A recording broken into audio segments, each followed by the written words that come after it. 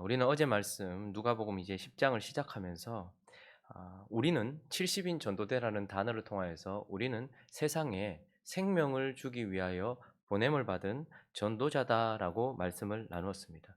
그렇게 우리 자신이 세상에서 어떤 정체성을 가지고 있는가라는 것을 말씀하고 난 이후에 오늘 본문이 이어지고 있고, 오늘 본문은 독특하게도 누가복음에만 나타나는 두 가지 이야기, 두 가지 에피소드가 있는데, 하나는 우리가 잘 아는 것처럼 선한 사마리아인의 비유, 이것이 나오고, 곧 이어서 마르다와 마리아의 이야기, 이 두 에피소드가 이어지고 있습니다. 그리고 이 에피소드의 시작점에 보시면 25절을 한번 볼까요?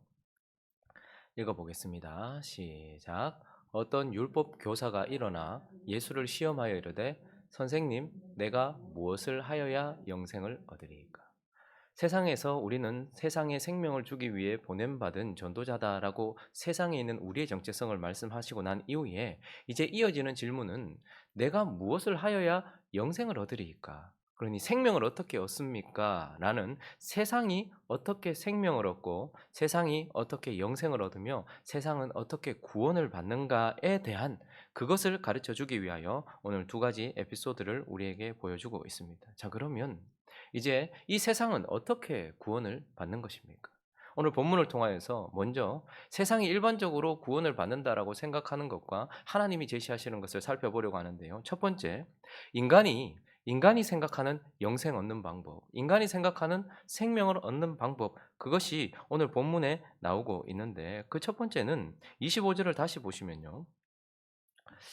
어떤 율법 교사가 일어나서 예수를 시험하려고 질문을 했습니다. 그런데 그의 질문이 보니까, 선생님, 내가 무엇을 하여야 영생을 얻으리까? 지금 우리가 일반적으로 사람이 구원을 받는 방법이라고 생각하는 한 가지 중에 하나는 바로 이 존재 자체가 율법 교사였어요. 그러니 그는 율법을 붙들고 있었고 율법이 전부인 사람입니다. 자, 그리고 그가 하는 질문은 무엇입니까? 내가 무엇을 하여야 영생을 얻습니까? 라고 말하면서 자기를 옳게 보이기 위해 찾아온 사람이었습니다.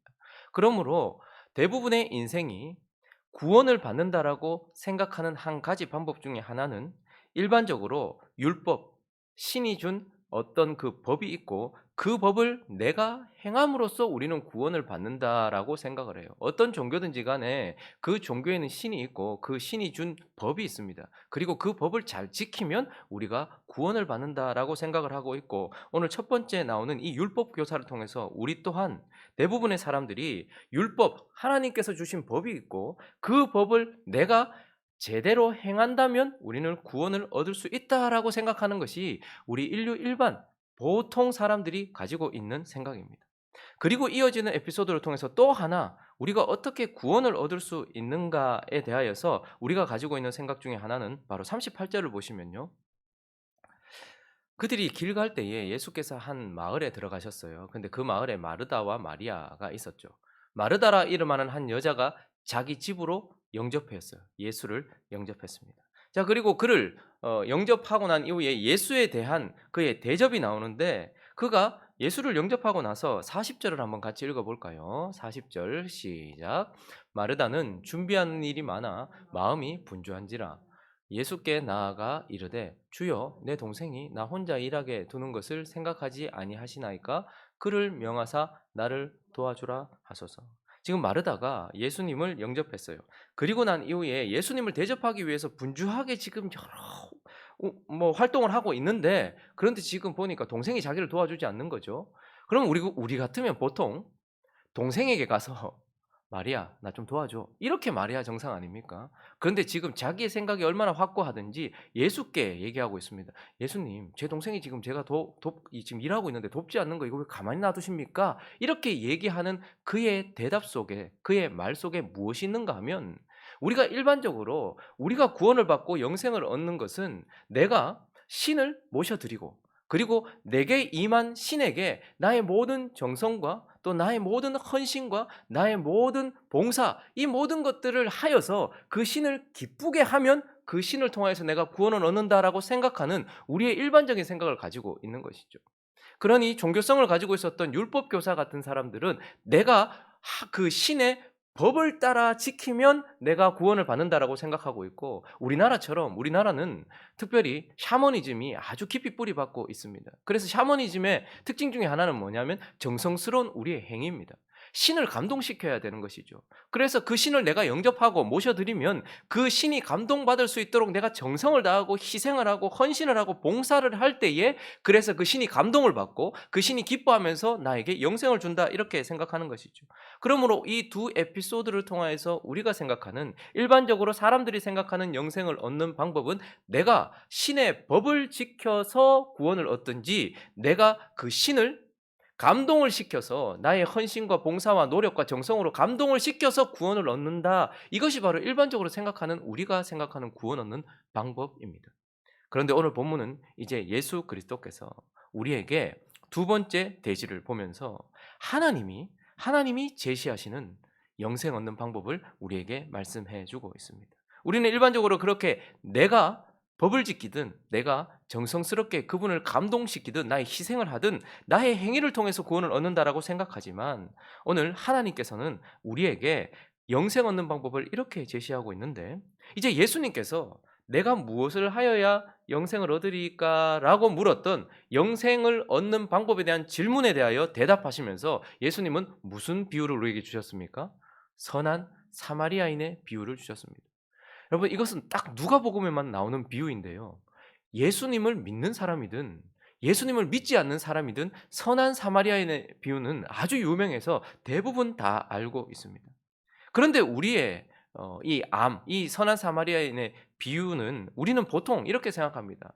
지금 강도 만난 자, 죽어가고 있는 사람이 있는데 그를 본 사람들, 지나간 사람들이 있고, 그런데 그 가운데 선한 사마리아인이 그를 도와줬지 않냐? 그러므로 우리도 이 선한 사마리아인처럼 죽어가는 사람, 그런 사람들을 도와줘야 된다. 그리고 어떻게 해야 구원받습니까? 라는 그 질문에, 영생을 어떻게 얻습니까? 라는 질문에 예수님께서 선한 사마리아인처럼 이렇게 죽어가는 사람들을 이렇게 도와주고 또 자비를 베풀어라. 그러니 우리가 구원받는 것은 형제, 이웃에게 사랑을 베풀므로써 구원을 얻는다. 이런 식으로 결론을 내는 경우가 많습니다. 그래서 이 말씀을 가지고서 우리 대부분은 그래, 우리도 선한 사마리아인처럼 이렇게 살아야지, 우리도 이웃을 사랑해야지 라고 결론을 내리고, 잘못된 더 나간 결론은 무엇이냐면 그렇게 이웃을 사랑함으로 우리는 영생을 얻는다, 이렇게 이제 결론을 내리는 것이죠.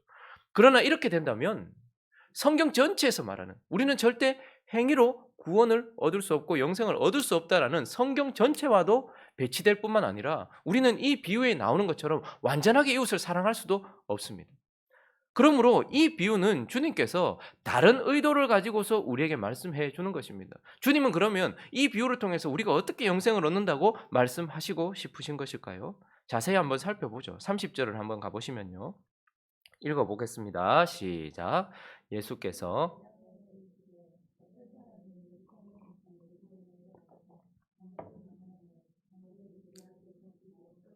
거의 죽은 것을 버리고 갔더라. 자, 예루살렘에서 여리고로 내려가고 있었어요. 거룩한 곳에서 세상을 상징하는 여리고로, 화려한 여리고로 내려가다가 강도를 만났습니다. 어떤 사람이. 자, 그럼 이 어떤 사람은 누구를 의미하는 것일까요? 비유잖아요. 우리 모든 인생들을 말하는 것입니다. 우리 모든 인생들이 강도 만난 사단에게, 거짓의 아비요 살인자인 그 강도 만난 이 이웃처럼 우리 모든 인생들이 예루살렘에서 마치 여리고로 내려가다가 강도를 만나서 거의 죽게 된 상태, 영적으로는 이미 죽었고 이제 육적으로도 죽어가고 있는 그런 이 사람의 모습은 이 땅에 있는 우리 모두의 모습을 상징하고 있는 것입니다. 자, 그렇게 죽어가고 있는 사람이 있는데 31절과 32절에는 율법을 가지고 있었던 제사장이 그냥 지나쳐 버렸습니다. 아무 도움이 되지 못해요. 그리고 32절에도 보면 레위인도 그것을 그냥 지나쳐 버렸어요. 그런데 33절을 보시면 이제 어떤 사마리아 사람이 나타납니다. 자, 그러면 이 사마리아 사람은 누구를 의미하는 것일까요? 이 사마리아 사람은 지금 도대체 누구를 말하는 것일까요? 먼저 33절을 보시면 사마리아 사람이 여행 중에 거기 이르러, 우연이라고 표현하지 않고 거기에 그가 의도적으로 갔다라고 표현하고 있어요. 거반 죽어가고 있는 자에게 갔던 이 사마리아 사람, 그리고 거기에 이르러서 그를 보고 어떻게 했대요? 불쌍히 여겼다, 긍휼히 여겼다라고 말하고 있습니다. 모두가 다 천하다고 생각하는 이 사마리아 사람이 의도적으로 자기의 여행 중에 거의 죽어가는 사람에게 다가갔고, 그리고 그를 바라보며 긍휼히 여기고 있는 이 한 사람. 그리고 34절은 가까이 가서 그가 긍휼히 마음만 가지고 있었던 것이 아니라 기름과 포도주, 가장 소중한 것들 아닙니까? 기름과 포도주를 그 상처에 붓고 싸매고 자기 짐승에 태워 주막으로 데리고 가서 돌보아주고 있는, 지금 죽어가고 있는 그에게 자기 대가를 지불하여서 그를 고쳐주고 치료해주고 회복시켜주기 위하여서 현재 필요한 모든 조치를 하고 있는 분. 그래서 죽어가던 그가 지금 현재적으로 사마리아 사람 때문에 지금 회복을 얻게 되는, 현재 필요한 모든 조치를 다 하고 치료해주고 있는 이 사람. 도대체 누구를 의미하는 것일까요? 그리고 현재적 필요로 그를 치료해주고 끝난 것이 아닙니다. 35절을 보시면, 그리고 그가 어떻게 합니까? 주막 주인에게 데나리온 둘을 더 내어주면서 이 사람을 돌보아주라고 말하고 있어요.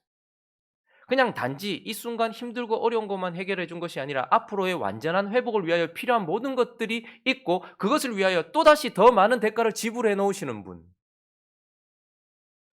그리고 또 뭐라고 말합니까? 35절은 비용이 더 들면 내가 돌아올 때에 갚으리라. 돌아오겠다고 약속하고, 그리고 그의 회복과 그의 온전함을 위하여 필요한 2데나리온만 준 것이 아니고 약속을 함으로써 인과 보증이 되어주면서 다시 돌아와 모든 것들을 다 지불하겠다라고 말하는 우리의 보증과 인이 되시는 이 사람. 그리고 마지막 37절을 보시면, 가서 너도 이와 같이 하라. 우리 모든 사람, 율법을 가진 사람이든 율법이 없는 사람이든 이 땅에 있는 모든 사람들의 본보기가 되고 모든 사람들의 표상이 되고 있는 이 사람. 도대체 누구를 말하는 것입니까? 바로 유대인들과 하나님의 백성들이 개처럼 여기며 비천하게 여겼던 사마리아인처럼 여겼던 예수 그리스도를 의미하는 것입니다. 이 비유는 결국 강도를 만나 죽어가고 있는 우리, 불쌍한 인생이 된 우리에게 찾아오셔서 우리를 긍휼히 여기시고, 그분이 자기의 의지로 우리에게 찾아오시고 우리를 긍휼히 여기시고 우리의 현재에 필요한 모든 조치를 통해서 우리를 회복시키고 치료하시고 앞으로 회복을 위하여 필요한 모든 것들, 성령을 보내시며 믿음을 보내시며 그분이 은혜를 보내시면서 우리의 필요한 모든 두 데나리온을 다 지불하시고, 그리고도 우리에게 필요한 모든 것들이 있다면 더 지불하기로 약속해 놓으시고 다시 돌아오기로 약속하시며 우리 모두의 본보기가 되시는 분. 바로 어떤 사람들은 그를 사마리아인처럼 여기지만, 모든 사람들 유대인들이 사마리아인처럼 여기지만, 그러나 그분은 우리를 구원하시는 예수 그리스도를 의미하는 것이고, 이것을 통하여 주님은 인생에 어떻게 구원을 얻는가? 바로 이 예수 그리스도를 통하여서 구원을 얻는다라고 우리에게 말씀해 주고 있는 것입니다. 그리고 이어지는 마르다와 마리아의 이야기를 통하여서 또한 우리는 어떻게 구원을 얻는가를 말씀하시는데, 지금 41절, 42절 마르다의 그 말과 그 마르다의 상태에 대하여 대답하시는 예수 그리스도의 대답을 한번 보실까요? 41절, 42절을 읽어보겠습니다. 시작. 주께서 대답하여 이르시되 마르다야, 마르다야, 네가 많은 일로 염려하고 근심하나 몇 가지만 하든지 혹은 한 가지만이라도 족하니라. 마리아는 이 좋은 편을 택하였으니 빼앗기지 아니하리라 하시니라. 지금 분주하게 자기의 정성과 열심과 노력과 희생과 봉사로 자기 집에 임한 하나님을 감동시키려고 하는 마르다에게 그를 사랑하는 마음으로 주님께서 마르다야, 마르다야 이렇게 부르시면서 뭐라고 말합니까? 지금 마리아는 이 좋은 편을 선택했다라고 말해요. 그러니 지금 마르다와 마리아는 자신의 어떠함으로 선택을 하였는데, 마르다는 무엇을 선택했습니까? 자기 집에 임한 예수 그리스도에 대한 헌신과 봉사와 희생을 선택했어요. 그런데 마리아는 무엇을 선택한 겁니까? 자기 집에 임한 예수 그리스도 자신을 선택한 것입니다. 마르다는 자기 집에 임한 예수 그리스도에 대한 희생과 헌신과 봉사와 노력을 선택했다면, 지금 마리아는 자기 집에 임한 예수 그리스도를 선택한 것입니다. 그리고 결국 마르다는 자기 행위를 선택하게 되었던 것이고, 마리아는요, 그 예수 그리스도의 말씀을 선택하게 되었던 것입니다. 그런데 거기에 대하여 42절을 다시 보시면 우리말로 번역될 때에 몇 가지만 하든지 혹은 한 가지만이라도 족하니라라고 이렇게 번역되었지만 원문 그대로를 번역해서 제가 읽어 드리겠습니다. 이렇게 번역할 수 있습니다. 자, 41절에 주께서 대답하여 이르시되 마르다야 마르다야 네가 많은 일로 염려하고 근심하나, 42절은 이렇게 번역을 해야 합니다. 실상 필요한 것은 한 가지뿐이다. 혹은 그러나 오직 한 가지만 필요할 뿐이다. 무엇입니까? 너는 지금 나를 위한 희생과 봉사와 헌신과 노력, 정성, 이것을 선택하고 너의 행위를 선택했지만, 그러나 실상 필요한 것은, 너는 음식도 준비하려고 하고 내가 편하게 있을 수 있도록 집도 이렇게 하고 저렇게 하고 많은 그런 행위들을 선택했지만, 그러나 실상 필요한 것은 딱 한 가지다. 바로 나를 선택하는 것과 그리고 나의 말씀을 듣는 것, 그것이 전부다라고 말씀하고 있는 것입니다. 그러니 이 두 에피소드를 통하여서 주님께서는 세상이 어떻게 구원을 받는가 우리에게 말씀하시면서, 우리는 어떻게 구원을 받는 것입니까? 강도 만나 죽어가고 있는 우리에게, 이미 우리의 영은 죽었고 우리의 육도 죽어가면서 지옥을 향해 달려가고 있는 우리에게, 여리고가 아니라 어둠을 향해 달려가고 있는 우리에게 찾아오신 예수 그리스도를 통하여서 구원을 얻고, 그리고 우리가 그분을 내게 영접하여 그분 자신과 그분의 말씀을 선택하고 그분의 말씀을 믿을 때에 결국 구원을 얻는다라고 우리에게 말씀해 주고 있는 것입니다. 말씀을 정리하겠습니다. 여러분, 10장은 사실 시작할 때 우리에게 참 큰 부담을 줍니다. 왜냐하면 우리 70인 전도대, 하나님께서 그래도 70명만 딱 구분하셔 가지고 전도를 시키시고 세상의 빛으로 보내셨구나, 이렇게 생각하면 좀 편해요. 그러니까 나는 그냥 교회에서 그냥 이렇게 뭐 있고 그냥 난 내 삶 살고 저 뭐 목사님이나 뭐 장로님이나 이런 분들만 세상의 빛이다, 이렇게 생각하면 마음이 편한데, 이 70인 전도대는 이집트, 세상을 상징하는 이집트에 야곱의 가족 전체가 들어갔던 것처럼 우리 모두가 다 세상의 빛이라고 말하니까 상당히 부담되는 말씀입니다. 그러나 그 부담 뒤에 주님께서 세상이 구원받는 것은 나의 헌신과 노력, 세상이 생각하는 것처럼 자기의 희생과 노력, 그것도 문제예요. 내가 율법을 지키거나 내가 신을 감동시킬 만큼의 정성스러운 행위를 해서 구원을 받는다, 그것도 문제예요. 그런데 세상에 보냄받은 우리가 내가 그 사람을 구원시켜야 된다라는 나의 행위에 집중하는 것, 이것도 문제거든요. 주님은 지금 뭐라고 말씀하십니까? 결국 주님이 친히 가실 곳으로 우리를 먼저 보낸다라고 얘기해요. 그러니까 우리는 세상에 가서 이 예수가 너를 구원한다, 이 한마디면 충분한 것입니다. 이 예수를 우리가 전하기만 하면 되는 것입니다. 그러면 주님이 그 죽어가는 자에게 친히 성령으로 찾아오시고 친히 말씀으로 찾아오셔서 그를 구원해 주실 것이라는 것입니다. 그러므로 우리는 세상의 빛으로 나아가 내 뒤에 역사하시며 나와 함께 역사하실 그 주님이 너희를 구원할 것이다라는, 내가 구원받은 인생이 된 이것을 그대로 고스란히 보여주면서 예수 그리스도가 구원이시다라고 이렇게 세상에서 살아가면 되는 것입니다. 그러므로 이 부담되는 말씀이지만, 그러나 우리를 통하여서 구원을 베푸실 그 주님의 말씀을 보면서 세상은 결국 예수 그리스도를 통하여, 그들이 율법을 지키고 그들이 하나님을 기쁘게 하고 신을 기쁘게 하는 정성을 하는 것도, 그리고 우리가 저들을 설득시키고 우리가 저들을 구원하는 것도 아니라 나를 먼저 앞서 보내시고 그 이후에 주님께서 찾아오셔서 주님이 구원하시고 주님이 그들에게 말씀을 주심으로 구원하신다라는 것을 기억하면서 그 구원을 주신 하나님께 감사하고 그렇게 우리를 사용하실 하나님을 기대하는 저와 여러분 되시기를 예수 그리스도 이름으로 축원합니다.